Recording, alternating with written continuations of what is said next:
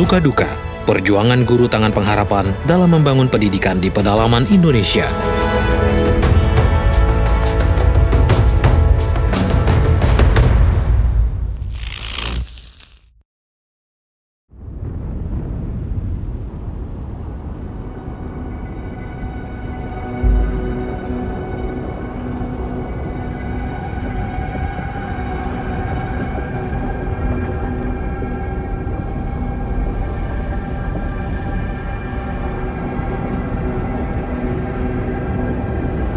Global warming atau pemanasan global sudah menjadi isu besar dalam peradaban manusia. Akibat meningkatnya polusi udara, gaya hidup yang tidak memperhatikan lingkungan, serta penebangan hutan besar-besaran membuat suhu bumi meningkat drastis. Gunung-gunung es di kutub utara dan selatan mencair dengan cepat. Bahkan terbukti bongkahan gunung-gunung es dengan ukuran lebih luas dari kota Manhattan, New York, atau 2 kali lebih luas dari DKI Jakarta, dalam 6 bulan saja bisa habis mencair akibat pemanasan global ini.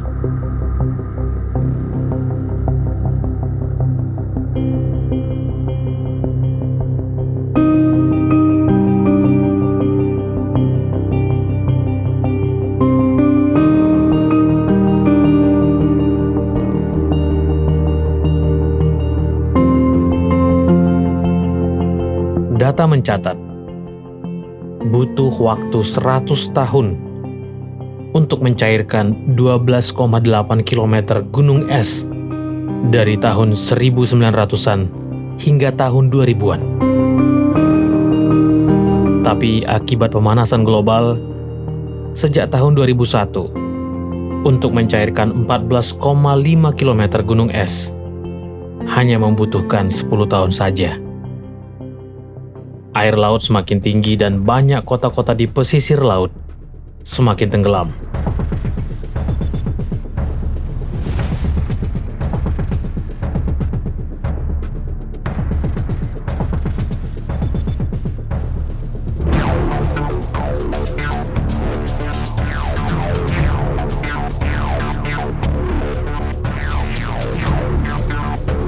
Saat di satu sisi ada daratan yang semakin terbenam, pemanasan global ini juga membuat sisi lain bumi ini semakin mengering.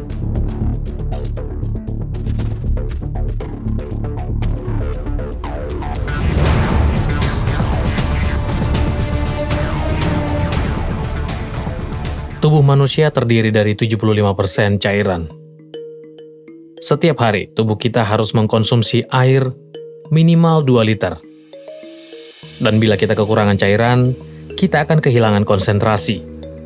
Bahkan kalau sampai berhari-hari bisa menimbulkan kematian. Untuk jangka waktu yang lama, kulit kita akan mengering.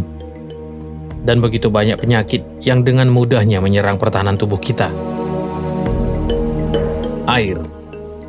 Salah satu unsur alam yang paling dibutuhkan semua makhluk hidup, selain udara dan matahari. Bumi memang terdiri dari 70% perairan. Tapi coba bayangkan, seandainya suatu hari lautan tiba-tiba mengering, semua mata air berhenti, dan air tiba-tiba sulit ditemukan dimanapun. Bisakah kita bertahan hidup? Atau bagaimana kalau Anda tiba-tiba berada di tengah padang gurun atau tanah kering yang membentang luas? Bagaimana kalau tiba-tiba Anda kehausan dan tidak tahu mau cari air kemana, sementara semuanya kering dan panas? Apakah Anda tahu, hampir setiap hari, kondisi seperti ini dialami masyarakat pedalaman NTT, terutama di musim kemarau. Mereka kesulitan mencari air bersih untuk digunakan sehari-hari, mulai dari minum, masak, mandi, dan sebagainya. Tidak heran bila kita sering menemukan masyarakat pedalaman NTT yang memiliki kulit kering, kusam. Bahkan begitu banyak anak-anak yang kulit mereka sampai mengelupas dan terluka akibat tubuh kekurangan cairan. Mereka jarang minum karena air yang mereka dapatkan dari sungai yang cukup jauh pun tidak bisa dibawa banyak. Untuk memenuhi kebutuhan air sehari-hari, anak-anak sekolah di NTT selalu membawa jerigen ke sekolah, agar sepulang sekolah mereka bisa pergi ke sungai atau ke mata air untuk mengambil dan membawa pulang air ke rumah. Dan ini sudah menjadi pemandangan yang lazim. Misalnya seperti anak ini, Fulgen. Dia tinggal bersama kakeknya di Desa Kleja, Kabupaten Timur Tengah Utara, NTT. Untuk kebutuhan air sehari-hari sepulang sekolah, Fulgen harus berjalan kaki cukup jauh untuk mengambil air ke sungai terdekat yang lebih sering ditemukan kering atau hanya terdapat sedikit air saja. Sungai ini harus selalu dilintasi bila ingin keluar dari Desa Kleja menuju jalan besar.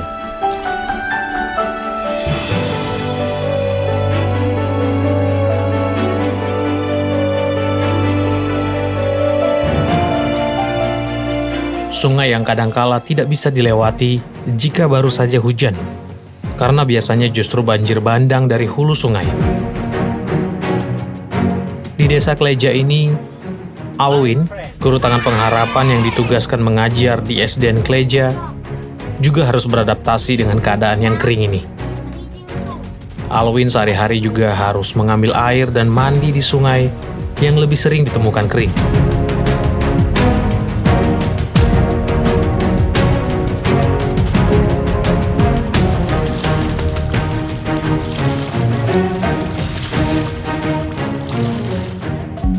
Kadangkala kita lupa, saat tinggal di kota dengan air yang berlimpah dan tinggal buka keran saja, kita justru jauh lebih boros menggunakan air dan kurang memperhatikan lingkungan. Misalnya saja, setiap pagi saat kita sikat gigi, kita sering menyalakan air di keran, lalu membasahi sikat, mengoleskan pasta gigi di bulu sikat, lalu mulai menyikat gigi, tanpa menutup keran air sepanjang kita menyikat gigi. Air terbuang dengan sia-sia. Begitu juga di masa pandemi ini, keharusan mencuci tangan secara rutin juga menjadi salah satu gaya hidup yang baru yang mulai kita lakukan. Tapi juga sering salah menggunakan air dan tidak berhemat. Mulai dari membasahi tangan, mengambil sabun, kemudian menggosok tangan kita beberapa detik lalu membasuh kembali. Kita lebih sering tidak menutup keran, sehingga air terbuang sia-sia.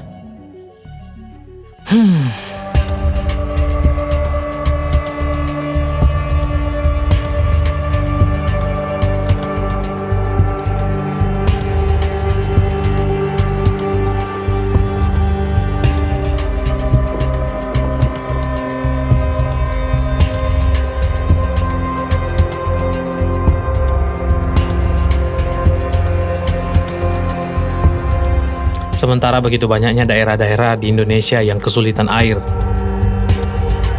Di beberapa daerah, masyarakat bahkan menggunakan air hujan untuk air siap minum, dengan cara menampung dan menyaring dengan metode sederhana. Misalnya di Kalimantan Selatan. Di Jawa Tengah sendiri, guru-guru tangan pengharapan harus cukup jauh menggunakan sepeda motor untuk mendapatkan air ke sungai yang cukup kering. Dengan membawa beberapa jerigen, Mantili dan Rona harus berjuang untuk mendapatkan air untuk memasak dan mandi. Jadi seperti inilah kita di sini. Ketika musim kemarau, kita ambil air seperti ini. Jadi ini sungai digali seperti kubangan kerbau, nanti airnya akan keluar.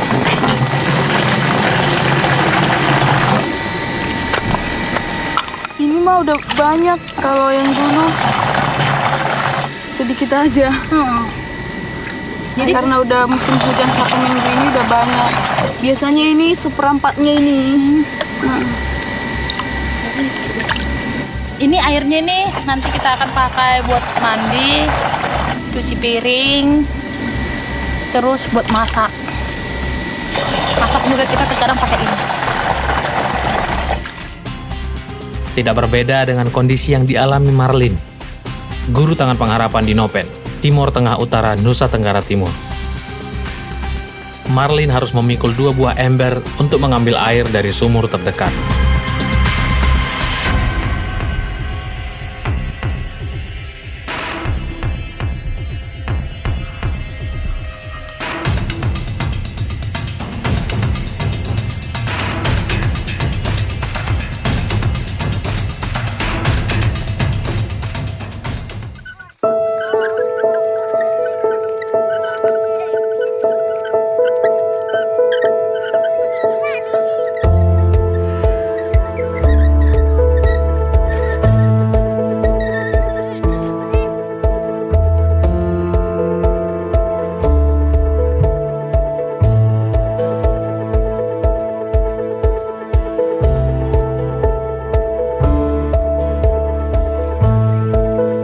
Kekeringan dan sulitnya air di daerah-daerah pelosok Indonesia ini juga mengakibatkan banyak kebutuhan pokok tidak bisa dipenuhi.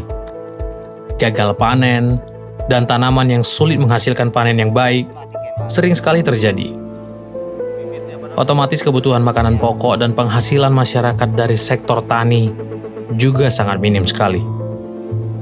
Ini kalau kita siram, ya buah ini tambah besar. Tapi karena airnya kurang, maka itu tidak disiram, sehingga dia punya buahnya agak kecil. Ya, ini buah masih banyak berbunga. Layaknya kebutuhan manusia akan air, seperti itu juga kerinduan masyarakat di pedalaman Indonesia untuk keluar dari kemiskinan yang mereka alami. Tanah kering bisa diolah. Alam di sekeliling mereka bisa dijadikan lahan produktif. Kendalanya adalah pendidikan. Tidak ada generasi yang cukup handal dalam mengelola sumber daya alam yang ada di sekitar mereka. Program Feeding and Learning Tangan Pengharapan dengan mengirimkan guru-guru pedalaman ke seluruh pelosok Indonesia bisa memutuskan mata rantai kemiskinan dengan mempersiapkan anak-anak generasi penerus dengan pendidikan yang maksimal. Guru-guru Tangan Pengharapan yang diseleksi dengan ketat dan dilatih untuk bisa bertugas di pelosok tanah air ini dipersiapkan untuk membentuk anak-anak bangsa yang berpotensi dan kelak menjadi pemimpin bagi daerah mereka masing-masing.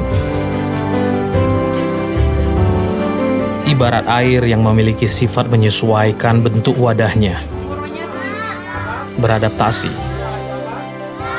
Seperti itu jugalah guru-guru Tangan Pengharapan yang bisa beradaptasi menyesuaikan diri dengan lingkungan tempat mereka bertugas untuk menjadi air sejuk yang bisa memberikan sedikit kelegaan bagi hausnya masyarakat pelosok akan pendidikan anak-anak mereka.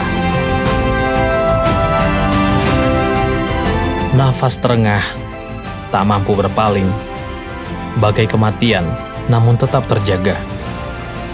Air mata jatuh hingga mengering. Harap pahlawan datang melepas dahaga.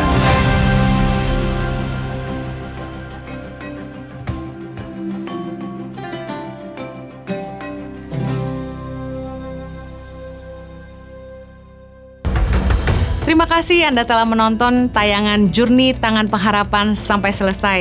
Setulus hati mengucapkan terima kasih atas dukungan Anda bagi pelayanan Yayasan Tangan Pengharapan.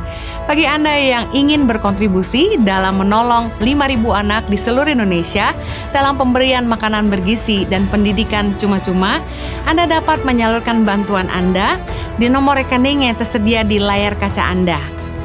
Mari entaskan kemiskinan di rakyat Indonesia dengan terus menyatakan kasih kita lewat tindakan yang nyata.